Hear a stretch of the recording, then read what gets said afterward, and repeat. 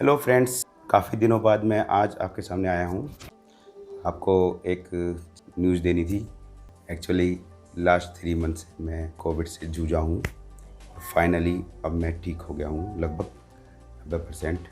अब मैं रिकवर हो गया हूँ। ओके, कोविड की सेकंड वेव जो आई थी उसमें हमको इन्फेक्शन हुआ था, जिसको कहते हैं डेल्टा स्ट्रेन। ठीक, उसी का इन्फेक्शन हुआ था। काफ़ी काफ़ी तगड़ा इन्फेक्शन रहा मेरा। ओके, हॉस्पिटलाइज भी हुआ और काफ़ी ऑक्सीजन भी लगी। और ऑक्सीजन लगी क्या, ऑक्सीजन ऐसी लगी कि 3 महीने से ऑक्सीजन लगी रही है। ठीक है, अब जाकर ऑक्सीजन थोड़ी सी हटी है। ओके, सो मैंने सोचा कि एक वीडियो कोविड के ऊपर भी डेडिकेटेड कर दी जाए। देखिए, प्रिकॉशंस मैंने बहुत ली थी, लेकिन फिर भी कोविड अल्टीमेटली हो ही गया। ओके, कोई बात नहीं। कैसे कहते हैं कि अंत भला सो भला। ठीक है, फाइनली मैं आपके सामने हूँ और सही हूँ। ठीक है, ठीक हूँ। एक्चुअली बहुत स्टेज देखी मैंने इसमें। पिछले 3 महीने में बहुत कुछ जानने को मिला है।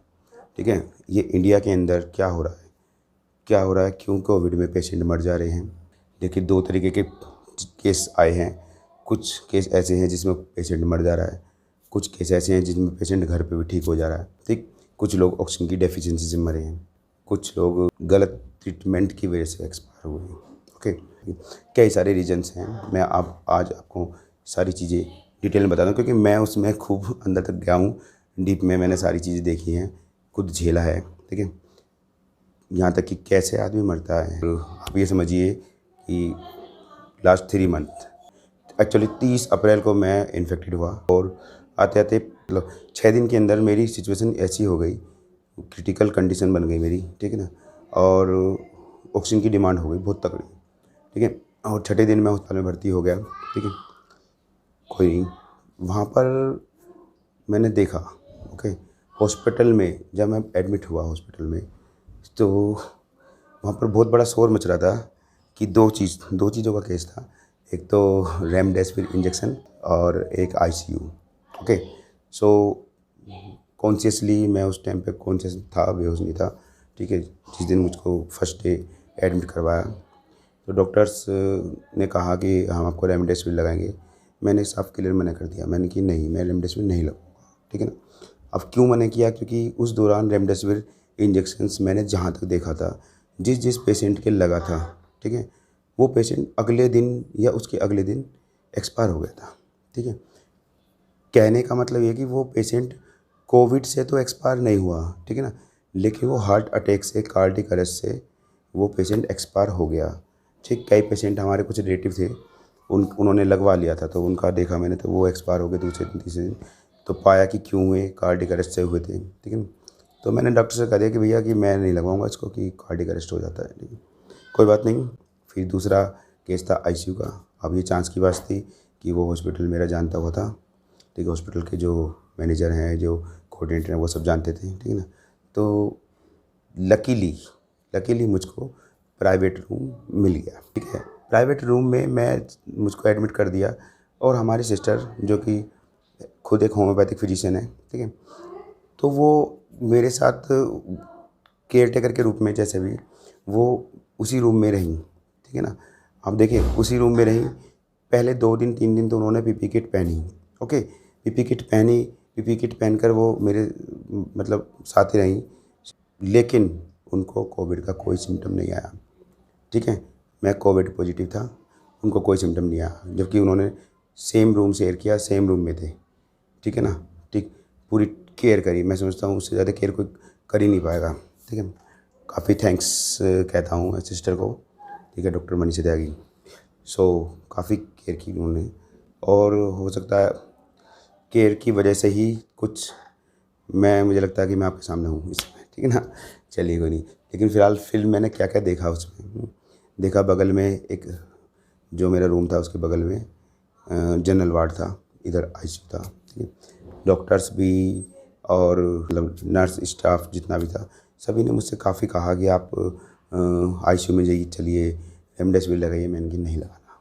ठीक है, आईसीयू जाने की कई बार नौबत आई, मैं मना करता रहा। ठीक है, अब बात आती है बीमारी की। बीमारी में होता क्या है, इस बीमारी में क्यों परेशान हैं लोग बाग। ठीक है ना, एक्चुअली इसमें क्या होता है, जो मैंने देखा है, डिजीज़ तो ज़्यादा वो नहीं है। पहला तो आप सब जानते हैं फीवर आता है। फीवर 4 दिन 5 दिन फीवर आता है, ठीक है। कुछ पेशेंटों को 8-8 दिन तक फीवर आ जाता है, 10-10 दिन तक फीवर आ जाता है। फीवर के बाद में फिर सांस फूलेगा, खांसी आएगी, ऑक्सीजन डेफिशिएंसी होगी, ठीक है। अब ये ऑक्सीजन डेफिशिएंसी क्यों होती है? क्या होता है कि जब कोरोना वायरस जो होता है वो लंग्स के अंदर एंट्री कर जाता है, तो हमारा जो लंग्स की एल्वेलाई हैं वो हाइपर एक्टिव हो जाती हैं, ओके। और जिससे क्या होता है, वो स्पुटम या बलगम बनता है। तो ओवरऑल ये समझ लीजिए कि हमारे जो लंग्स हैं, लंग्स का जो पूरा रास्ता है, फेफड़ों का जो रास्ता है सांस लेने का, पूरे रास्ते में बलगम या स्पुटम जम जाता है, ओके। स्टेप बाय स्टेप होता है। कुछ पेशेंट्स में एकदम भी हो जाता है, जैसे कि मुझ में हुआ। मतलब 4 तारीख को मैं ठीक था, 5 तारीख को देखा तो पूरा बलगम पूरी ट्रैक्ट में जम गया। अब वो बलगम इतनी अमाउंट में इकट्ठा होता है बलगम, ठीक है, जिसको स्पुटम बोल देते हैं। तो वो पूरा उसने सांस लेने की जो नली है वो ठसम ठस बिल्कुल बंद कर दी है। ब्लॉक, जिसे कहते हैं ब्लॉक, एल्वेलाई में भी, सब जगह, ठीक है। तो उसी दौरान सीटी स्कैन हुआ मेरा, ठीक है। तो सीटी स्कैन में 50 से 60% हमारे जो लंग्स थे वो उसमें कवर हो गए थे, ठीक है ना। पूरे उसमें लंग्स का एरिया बता रहा हूँ आपको ना। और जहाँ के स्पुटम की बात है, तो स्पुटम तो ऐसे समझ लो कि पूरी ट्रैक्ट में था, सांस लेने में दिक्कत हो रही थी। अब जब सांस नहीं आएगी तो क्या होगा, ऑक्सीजन डाउन हो जाएगी, SpO2 डाउन होती है। तो ऐसे केस में क्या होता है, ऑक्सीजन सप्लाई करते हैं, ठीक है। ऑक्सीजन सप्लाई प्रेशर से दी जाती है, जिससे क्या होता है, वो ऑक्सीजन चली जाती है और हमारा जो सैचुरेशन नॉर्मल आ जाता है, ठीक है ना। जो हम ये इसे SpO2 नापते हैं, ये ऑक्सीमीटर है और इसका काफ़ी हेल्पफुल रहा है ऑक्सीमीटर, ठीक है। अभी इस समय 95 आ रही है कोई नहीं, ये चलता रहता है। मैंने कहा ना, मैं बिल्कुल पूरी तरीके से अभी स्वस्थ नहीं हूँ, ठीक है। धीरे धीरे चल रहा है, हो सकता है 1 हफ्ते में ठीक हो जाऊँ बिल्कुल। आवाज़ भी थोड़ी बैठी हुई है, कोई बात नहीं। सो मैं बताया आपको कि बलगम इतना बन गया जिससे क्या है कि सांस लेने में दिक्कत हुई और फिर हमको ऑक्सीजन लगानी पड़ी, ठीक है। और ऑक्सीजन पूरी स्पीड पे, ठीक है ना। जैसे कि हमारी जो ऑक्सीजन लगी थी शुरू में 13-14 लीटर, ठीक है, वो पूरा प्रेशर से गया था, जिससे क्या हुआ, हमारा फिर धीरे धीरे ऑक्सीजन सैचुरेशन सही होता चला गया, ठीक है। और जहाँ तक कोविड की बात है, कुछ मेडिकेशंस दी गई, ठीक है। जैसे एंटीवायरल एक आती है फेबीफ्लू का कोर्स मैंने शुरू से कर लिया था, ठीक है ना। तो उससे काफ़ी हेल्प मिली, ठीक है। और भी बहुत सारी हैं। और एक मेडिसिन्स, मेनली जो मेडिसिन्स इसमें मतलब जो यूजफुल मेडिसिन है, ठीक है। हालांकि स्टीरॉयड चलते हैं, मुझको तो स्टीरॉयड पे डाल दिया गया था, ठीक है। तो स्टीरॉयड पे डल गया, तो जिसकी वजह से मुझे मेरे अंदर वीकनेस बहुत आई, और वीकनेस आने की वजह से क्या हुआ, मेरा ये कोर्स थोड़ा लंबा हो गया, ठीक है ना। जो कि कोविड जो 15 दिन में ठीक होना था, कोविड तो 15 दिन में ठीक हो गया था, लेकिन 15 दिन के बाद क्या हुआ, 15 दिन के बाद कोविड के बाद मुझे पोस्ट कोविड निमोनिया हो गया, ओके। अब पोस्ट कोविड निमोनिया होने के बाद क्या है, उसके बाद फिर वो पोस्ट कोविड निमोनिया का ट्रीटमेंट चला, ठीक है। वो ट्रीटमेंट भी कम से कम जो महीने भर के आसपास चला, 25 दिन के आसपास, ठीक है। उसके बाद फिर मुझको यीस्ट का इन्फेक्शन हो गया, जिसे वाइट फंगस बोलते हैं, ठीक है। अब देखिए एक एक करके स्टेप बाय स्टेप मैं बता रहा हूँ आपको, ठीक है। कोविड के बाद पोस्ट कोविड निमोनिया, फिर उसके बाद में सूडोमोनास और फिर यीस्ट का, ठीक है। यीस्ट इन्फेक्शन होता है, और ईस्ट के साथ साथ फिर बाद में मुझको न्यूमोथोरेक्स की प्रॉब्लम आई, ठीक है। तो धीरे धीरे ये एक एक करके मतलब ये बीमारी आती चली गई, ठीक है। न्यूमोथोरेक्स को हटा दिया जाए तो बाकी तीनों भी बीमारी थी, वो सब की सब थी इम्यून सिस्टम डाउन होने की वजह से मुझको लगी। और मैं आपको अब यहाँ रीज़न बता रहा हूँ कि क्यों डेथ होती है, ठीक है। पहला रीज़न, फर्स्ट रीज़न, पेशेंट जो मर रहे हैं, जो की डेथ हो रही है, मैं बता रहा हूँ 90% या 80% पेशेंट वो एक्सपायर हुए हैं जो कि हॉस्पिटल गए हैं, समझ रहे हैं। जो हॉस्पिटल गए हैं वो ही एक्सपायर हुए हैं, ठीक है। उनमें कुछ बचे भी, मैं ये नहीं कह रहा कि हॉस्पिटल में जाने वाले सभी एक्सपायर हुए, लेकिन उनकी रेशो ज़्यादा है हॉस्पिटल जाने वालों की एक्सपायर होने में, ठीक है ना, बजाय कि जिन्होंने घर पर ट्रीटमेंट करा। मेन रीज़न क्या है, मेन रीज़न है कि स्टीरॉयड। क्यों? स्टीरॉयड से डॉक्टर तो कहेगा स्टीरॉयड अच्छा है, स्टीरॉयड ठीक है, ज़रूरी है भी देना, ठीक है। ये WHO की डिमांड है, WHO ने कहा है कि स्टीरॉयड्स फर्स्ट चॉइस है इसकी, ठीक है। जैसे कि मेड्रोल हो गया, डेक्सोना हो गया, ठीक है ना। लेकिन मैंने जो देखा वो ये देखा कि स्टीरॉयड देने की वजह से बॉडी का जो इम्यून सिस्टम होता है वो इतना वीक हो जाता है कि उसको कोविड को छोड़कर, कोविड तो ठीक हो गया, लेकिन कोविड को छोड़कर बाकी डिजीज़ हो जाती हैं। और मोस्टली पेशेंट जो एक्सपायर हुआ है पोस्ट कोविड निमोनिया में एक्सपायर हो गया कोई, ठीक है ना। किसी को कोई और डिजीज़ होगी, कोई अभी एक चला था ब्लैक फंगस, वो ब्लैक फंगस का इन्फेक्शन इसी वजह से हुआ था, क्योंकि स्टीरॉइड्स ने क्या करा, बॉडी की इम्यूनिटी को डाउन कर दिया। इम्यूनिटी डाउन हो गई, जिससे क्या होगा, अपॉर्चुनिटिस्टिक इन्फेक्शन जो होते हैं या नेजोकोमियल इन्फेक्शन होते हैं जो कि हॉस्पिटल से होते हैं, वो इन्फेक्शन लग गई पेशेंट को, ठीक है। अब पेशेंट गया तो ट्रीटमेंट कराने, कोविड का बीमारी लेकर आया दूसरी, हमारे साथ भी सेम हुआ, ठीक है ना। तो वो दूसरी बीमारी से एक्सपायर हो गया, ठीक है। अब एक्सपायर होने की बात सुनिए, क्या होता है कि जब लंग्स में पूरा बलगम इकट्ठा हो जाता है तो क्या होता है कि ऑक्सीजन तो हम दे रहे हैं, अब ऑक्सीजन तो जारी, लेकिन जो ब्लड वेसल्स हैं वहाँ पर ऑक्सीजन की जो एल्वियोलाई में ट्रांसफ़र होता है, उस जगह पर क्या होता है, ब्लड क्लॉटिंग, है ना। तो मोस्टली क्या होता है, जो पल्मोनरी आर्टरी और पल्मोनरी वेन होती है ना, ठीक है ना, तो वहाँ पर क्या होता है, ब्लड क्लॉटिंग हो जाती है, ठीक है। ब्लड क्लॉटिंग होने से क्या हो जाता है, तो ब्लड क्लॉटिंग होगी तो क्या होगा, सांस तो आ ही नहीं रहा पेशेंट को, ऊपर से ब्लड क्लॉटिंग होगी, ठीक है। तो हार्ट पर प्रेशर बहुत तगड़ा पड़ता है, जिसकी वजह से कार्डियक अरेस्ट हो जाता है, समझ ना। अब क्लॉटिंग रोकने के लिए, क्लॉटिंग ना हो उसके लिए ब्लड थिनर दिया जाता है, हमको भी दिया गया था, वो तो अच्छा है, ब्लड थिनर देना भी चाहिए, ठीक है। तो ब्लड थिनर से क्या होता है, क्लॉटिंग रुकी रहती है कुछ समय के लिए। अच्छी हाई लेवल के ब्लड थिनर दिए जाते हैं, जैसे कि एक फेमस है फोंडा, ठीक है, फोंडा दिया जाता है। तो और फोंडा है और इकोस्प्रिन है, ठीक है ना, और भी हैं। तो ये सब मतलब ब्लड थिनर दिए पेशेंट को, जिससे क्या होगा, उसका ब्लड खून पतला रहा, खून पतला होने से क्या हुआ, उसको जो है खून का थक्का नहीं जमा, जिसकी वजह से क्या उसको थोड़ा सा बच गया, ठीक है। लेकिन सब पेशेंटों में ऐसा नहीं होता है, ठीक है। तो मैं ये बताना चाह रहा था कि पेशेंट क्यों एक्सपायर हुआ, क्लॉटिंग की वजह से, ठीक है। क्लॉटिंग क्यों होती है, कैसे होती है, ठीक है, वो तो लंबा टॉपिक है, वो तो खैर है ना। लेकिन ब्लड क्लॉटिंग में से की वजह से क्या होता है, ब्लड सप्लाई पर प्रेशर पड़ता है, हार्ट पर प्रेशर पड़ेगा, और जिसकी वजह से क्या हुआ, कार्डियक अरेस्ट हो सकता है पेशेंट को, ठीक है ना। और जहाँ तक मेरा मानना है, कार्डियक अरेस्ट जो है ये एक साइड इफ़ेक्ट भी है किसका, रेमडेसिविर का, ठीक है ना। सो देखिए क्या होता है कि अगर पेशेंट हॉस्पिटल में ना जाए, ठीक है, हॉस्पिटल में ना जाए तो क्या है, उसको घर पर ट्रीटमेंट करेगा पेशेंट। तो घर पर क्या है, उसको कम से कम स्टीरॉइड तो नहीं दिए गए ना, स्टीरॉइड्स नहीं दिए गए, जिसकी वजह से क्या होगा, उसको दूसरी इन्फेक्शन नहीं लगे, ठीक है ना। और स्टीरॉइड्स के साइड इफ़ेक्ट भी नहीं हुए, ठीक है। उसके साइड इफ़ेक्ट हम आज तक झेल रहे हैं, ठीक है। अभी वीकनेस इतनी है कि बस मैं आपसे बात कर रहा हूँ, लेकिन सांस थोड़ा सा मेरा फूल रहा है, ठीक है ना। और काफ़ी वीकनेस आती है, मतलब ये समझ लो बिल्कुल पेशेंट हो जाता है बिल्कुल डेथ, ये बिल्कुल मरा पड़ा, ठीक है ना। स्टीरॉइड का साइड इफ़ेक्ट होता है बिल्कुल, मतलब एनर्जी लेस, यहाँ सब समझ लीजिए कि आप पड़े हो तो पड़े हो, आप हिल भी नहीं पा रहे हो, ऐसी सिचुएशंस आ जाती है पेशेंट के अंदर, ठीक है। और जहाँ तक डेथ का एक रीज़न और है, आईसीयू, ओके। अब यहाँ सरकार की पॉलिसी ये है, जो पेशेंट को आईसीयू में रखते हैं तो उससे क्या होता है, आईसीयू वाला जो पेशेंट होता है वो बहुत ज़्यादा डिप्रेशन में चला जाता है, ठीक है। अब डिप्रेशन में जाने का कारण है क्योंकि जब उसके साथ कोई घर वाला नहीं रहेगा, ठीक है, तो कोई भी होगा वो डिप्रेशन में आ ही जाएगा, ठीक है ना। वो अपनी बात किसी से कह नहीं पाता है, और डिप्रेशन होने की वजह से कार्डियक अरेस्ट के चांस ज़्यादा हो जाते हैं, ठीक है ना। हाइपरटेंशन हो जाती है, ठीक, ऊपर से उधर वहाँ ब्लड सप्लाई गड़बड़ है, ठीक है ना, जिसकी वजह से चांसेस डबल हो जाते हैं कार्डियक अरेस्ट के, ओके। वो सिचुएशन ऐसी बन जाती है आईसीयू में जाने की वजह से। पेरेंट्स को या किसी भी साथ के बंदे को उससे मिलने तक नहीं दिया जाता, मरीज़ से। ये एक बहुत बड़ा दुर्भाग्य है हमारे देश का, ठीक है, या जो भी पॉलिसी है। मैं कहना चाहता हूँ कि ये पॉलिसी नहीं होनी चाहिए। अस्पताल में मरीज़ सिर्फ इसलिए मरे, घर पर क्यों नहीं मरे, क्योंकि घर पर उसको घर वालों का साथ मिलता है, जिससे उसको मनोबल मिलता है, ठीक है ना, और एक पावर मिलती है, विल पावर, ठीक है, जिसकी वजह से क्या होता है, वो जल्दी ठीक हो जाता है। घर पर देखा गया बहुत जल्दी ठीक हुए पेशेंट। और घर पर दूसरी बात, आईसीयू में क्या होता है, पेशेंट को खाना ढंग से नहीं मिलता। वहाँ पर खाना टाइम पर आएगा, लेकिन लिमिटेड सप्लाई रहती है खाने की।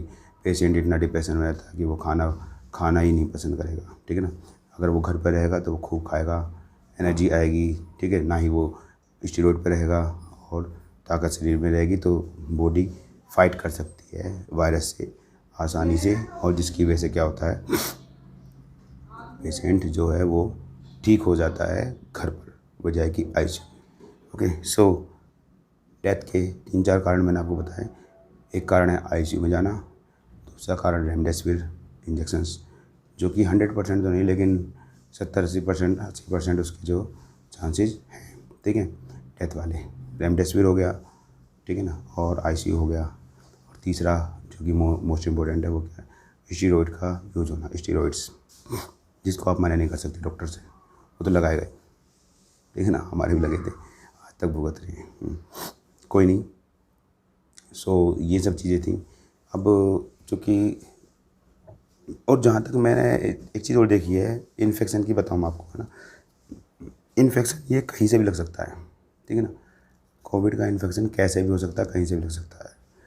और ज़्यादातर जो इन्फेक्शन का मैंने देखा है, वो जहाँ तक मुझे लगा था वो बता रहा हूँ, क्लोज रूम में, बंद रूम में अगर कोई कोविड पॉजिटिव पेशेंट है और आप उसके आसपास हो तो आपके चांस बढ़ जाते हैं इन्फेक्शन के, ठीक है ना।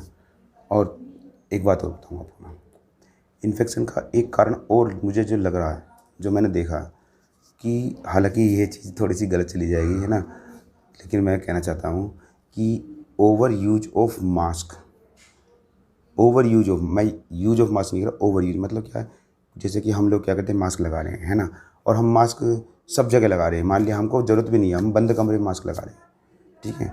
तो मास्क होने से क्या होता है, जैसे हमने मास्क लगाया, हमने CO2 हमारी बाहर गई, तो वो CO2 जो कार्बन डाइऑक्साइड, वो वापस हमारे लंग्स में गई। एक नॉर्मल व्यक्ति की बात कर रहा हूँ। तो बार बार हम CO2 को ले रहे हैं, ठीक है, ऑक्सीजन भी ले रहे हैं, CO2 ले रहे हैं, तो उस जो ऑक्सीजन है जो हम ले रहे हैं उसमें ऑक्सीजन की अमाउंट कम हो जाएगी, जिसकी वजह से क्या हो जाता है, हमारी थोड़ी थोड़ी लंग्स की पावर कम हो जाती है, और लंग्स की थोड़ी स्ट्रेंथ कम हुई तो इन्फेक्शन के चांस बढ़ गए हैं, ठीक है ना। और अगर नहीं भी इन्फेक्शन हुआ है तो वो क्या है, अगर इन फ्यूचर इन्फेक्शन होता है तो वो उसको झेल नहीं पाता है। मैं भी डबल मास्क पहनता था, डबल मास्क, ठीक है, लगातार पहना है, 24-24 घंटे पहना है, ठीक है, जिसकी वजह से क्या है कि जो इम्यूनिटी कह सकते हैं या स्ट्रेंथ कह सकते हैं वो डाउन हो गई है, ठीक है ना। हालांकि अब तो मैंने 2 महीने से 3 महीने से मतलब मास्क नहीं पहना है, ठीक है। तो मैं ये कहना चाहता हूँ कि मास्क पहनिए, जब ज़रूरत हो तब पहनिए। जैसे सामने कोई पेशेंट है, आपको लग रहा है कि कोविड का पेशेंट हो सकता है, तो आप वहाँ पर मास्क आप पहनिए, ठीक है ना।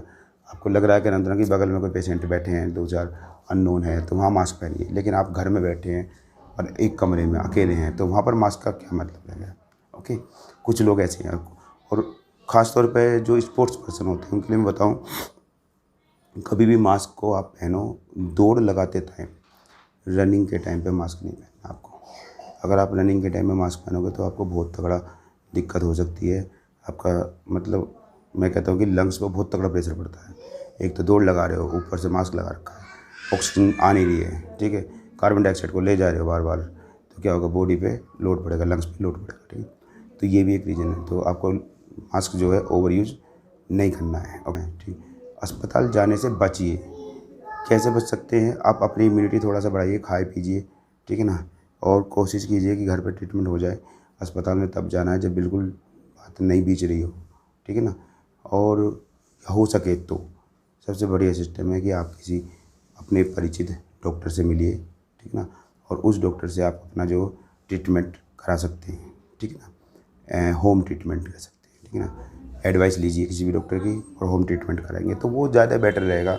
वहाँ पर आपके बचने के चांस ज़्यादा रहेंगे कोविड में, बजाय कि अगर आप हॉस्पिटल जाते हैं, क्योंकि वहाँ पर अकेले हो जाओगे ना, वहाँ पर आप अकेले हो जाओगे, ठीक है ना, आईसीयू में। सो डॉक्टर की एडवाइस लीजिए, ठीक है ना, और होम ट्रीटमेंट कीजिए। थोड़ा ध्यान रखेंगे अपना, खाएंगे पिएंगे, जितना ज़्यादा खाओगे मतलब एनर्जी जितनी आपके अंदर रहेगी उतने कम चांसेस रहेंगे आपकी कोविड पॉजिटिव होने के, ठीक है।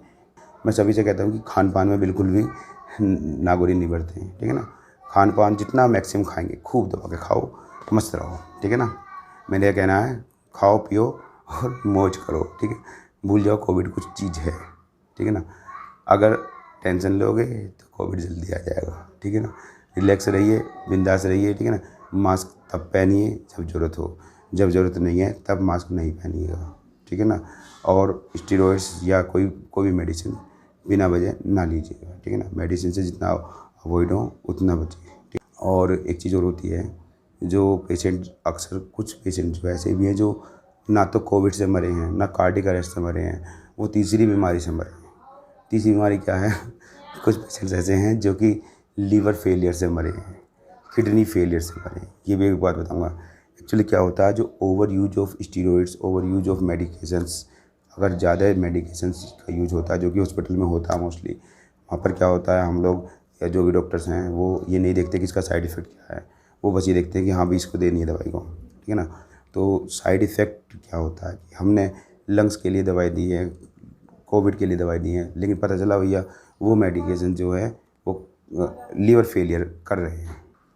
तो वो मेडिसिन्स का साइड इफ़ेक्ट जा रहा है लीवर पर, किडनी पर लोड पड़ रहा है, जिसकी वजह से पेशेंट का लीवर फेल हो जा रहा है, किडनी फेल हो जा रही है। ओके, सो इस और ऐसे पेशेंटों के लिए क्या है कि जो वो कोविड, डॉक्टर तो कह देगा कि कोविड तो ठीक हो गया भैया, पता चला पेशेंट दूसरी बीमारी से एक्सपायर हो गया, वो समझेगा ही नहीं कि बीमारी कोविड की वजह से आई है, क्योंकि मेडिसिन तो वही चलिए ना जो कोविड की चल रही थी, और उनके साइड इफ़ेक्ट से लंग्स, लीवर डैमेज हो गई, ठीक है। तो कहीं ना कहीं कोविड बीमारी तो बहुत सिंपल है, उसकी साइड इफ़ेक्ट ज़्यादा टफ है, ठीक है ना। तो हमको इन चीज़ों से बचना है। ओके ओके, सो फ्रेंड्स, आज का मेरा टॉपिक यहीं से समाप्त होता है, और एडवाइस मानिएगा, ठीक है ना। कोविड को हल्के में मत लीजिएगा, ठीक है, और उसका बचाव, सुरक्षा ज़रूरी है, ठीक है। आज के लिए इतना काफ़ी है। और फ्रेंड्स, अगर ये वीडियो पसंद आए तो लाइक कीजिए, सब्सक्राइब कीजिए और शेयर भी कीजिएगा, ठीक है ना। और अगर सब्सक्राइब करते हैं तो बगल में बेल आइकन का बटन है, उसको दबाइएगा, उस पर ऑल पर क्लिक करिएगा, ठीक है ना, ताकि आपको मेरी सारी वीडियो की अपडेट मिलती रहे। जल्दी लौटेंगे दूसरी वीडियो के साथ में। Okay, bye, thank you.